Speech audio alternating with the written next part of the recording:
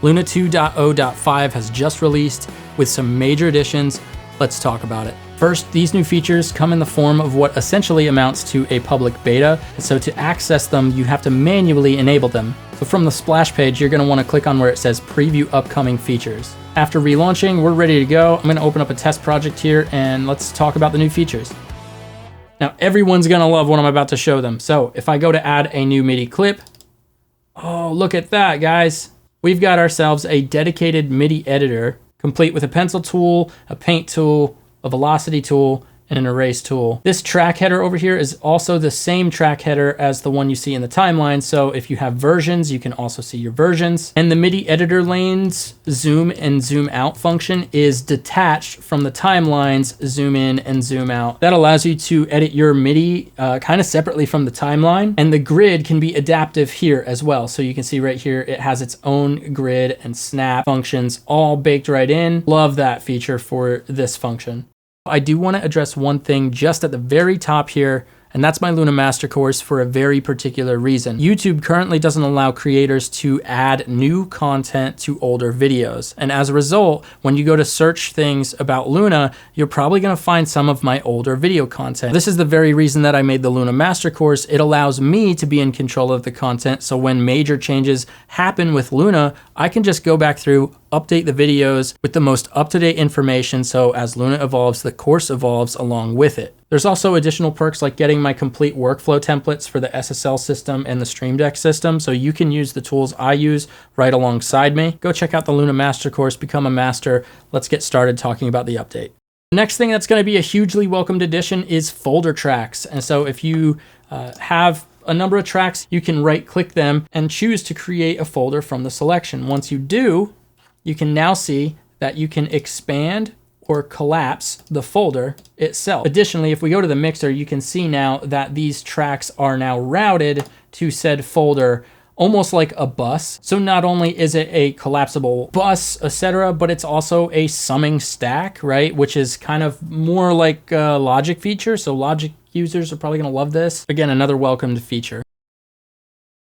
One thing that's plagued Apollo users on Luna for a while is not being able to run mono sources into a stereo track, and that has been corrected. So here is my stereo track. And the common use case is you've got your DI of your electric guitar, you plug into your Apollo, and you want to run the high Z into an amp sim. Well, now instead of having a stereo feed as an input into that stereo track, you can choose a mono feed to feed that stereo track. And that is so great. I am so happy about that one. And if you missed it, it's just this little tiny checkbox at the top. So rather than choosing a stereo track, again, you choose this mono button, and all of a sudden now all of your mono sources become available to you, and you can choose your mic line high Z1 as your input source for a stereo track. Love that. That's a great feature. Now, you might not have caught this while we were looking at the input source, but buried in and baked into the mixer now is a new additional parameter here, which is the record effects slot. It's not to be confused with UAD Console's record effects slot. No, this is a host record effects. So if you have a Volt or a PreSonus interface or a non-Universal Audio Apollo interface, this new record effects slot allows those sorts of interfaces to also commit plugins on the way in. Now, of course, that's not going to come without latency, right? You're still going to be subject to the normal host kind of latency environment, right? Where your audio goes into the CPU and you have to wait for that round trip. But the advantage is that now you can commit to those sounds on the way in. And it's a feature that I directly saw in the comment section of my wishlist videos. In my last video, people kept asking for this next feature, and I'm glad that it's here. So if we go to view clips, we can now view the clip gain in the timeline. And the coolest part is we can now automate clip gain in the timeline. I love this. People are going to love this. This is a great addition, and that's so neat that that's there. Another really great quality of life improvement here is the strip silence function. So if I were to highlight a section of the track, I can right click, and you can see here it says strip silence. I choose that, and all I do is I just get a threshold of what I want to chop out. It has a start pad and an end pad. I click apply, and you can see here that in the timeline, now the silent parts of this wave where I selected it, it's gone. I know a lot of people are gonna love that function. That's gonna streamline editing and getting stems and making your timeline look clean. Next, let's talk about the timeline, because there's a few things about this timeline that are completely different than every other version. The first of which is the adaptive grid. As I zoom in, you can see that the grid is actually changing and it's adapting to how far I'm zoomed in by.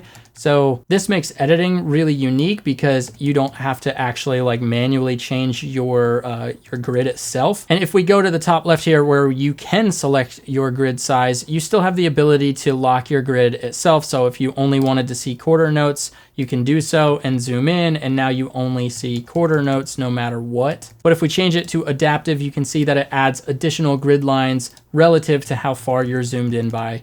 Now, you may have seen it while I was hovering right up here, but the next thing that we need to talk about is the click. They've brought it into the timeline, and what this allows you to do is automate your click track. So you can totally automate the level.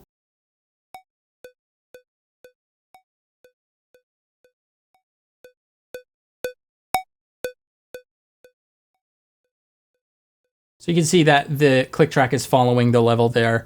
That's pretty useful, but there's one more thing about this click track that they've done here. If we go to the mixdown utility, you can see that now the click itself can be exported out. Now this is extremely useful at mixdown, because if you're going to export your stems out to start doing live production, a lot of times you'll bounce a click out, so you can have a dedicated click track in your playback rigs for live production. So I like that they've added this as a way to support that workflow. This also means that you can bring the click track back in as a track a lot easier. I'm used to manually patch the click track back in as an audio track, just so I could bring it in as a track to access it on my UF8. I've talked about it in plenty other videos. Go check out my wish list video, because the click track made its way into that video for sure.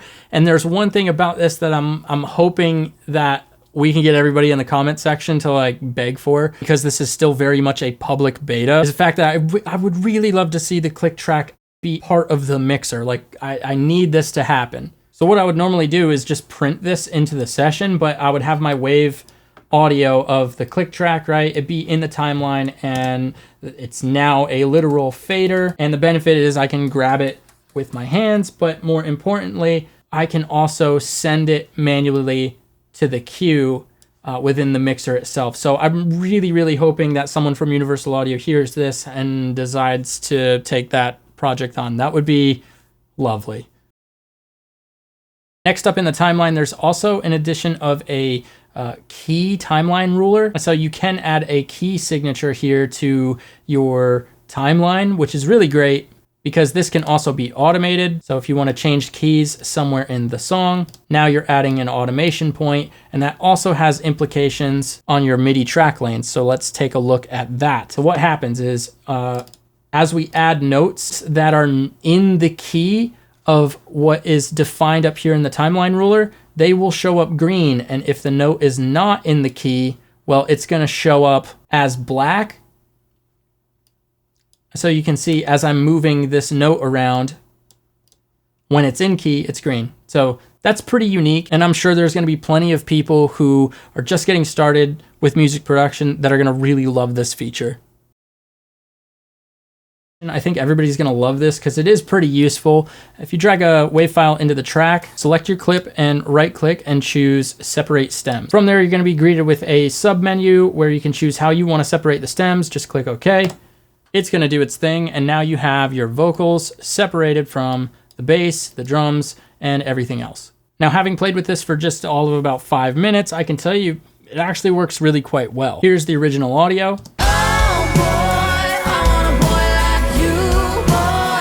So let's go one by one and start to bring this all back together, starting with just the drums.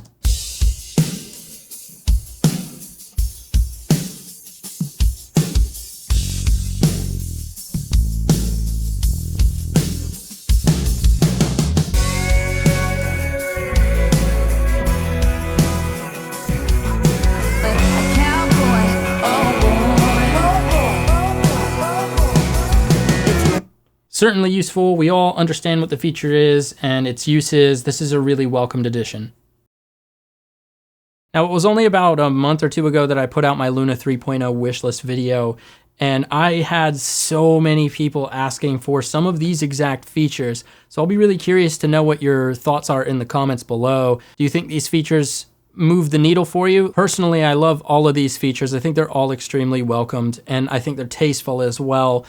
All with the exception of the click track. I don't know, I don't want to be a stickler on that, but I really think that that needs to be included in the mixer, in addition to having the ability to quickly export it during mixdown. Maybe we can also have people in the comment section mention that as well. Now, all of these features do have workflow implications, keyboard shortcuts, new menus, new ergonomics. If you want to master Luna along with these new features, go check out the Luna Master course. With it, you get a dedicated place to always stay up to date on these sorts of feature updates. So when new features come out, you start searching, you might be brought to an older video from not just my channel, but other channels. And so the course kind of gives me an opportunity to just totally avoid that, throw it out the window, and also support it in the future. So when these major changes happen, I can update the content that already exists to make it relevant again. So you don't have to go searching. You just have access to the latest information on how to use the program, in addition to like workflows around the program. So it's one thing to just teach it, but it's a whole nother to explain how and where and why and when. And that's what the Luna Master course brings to the community.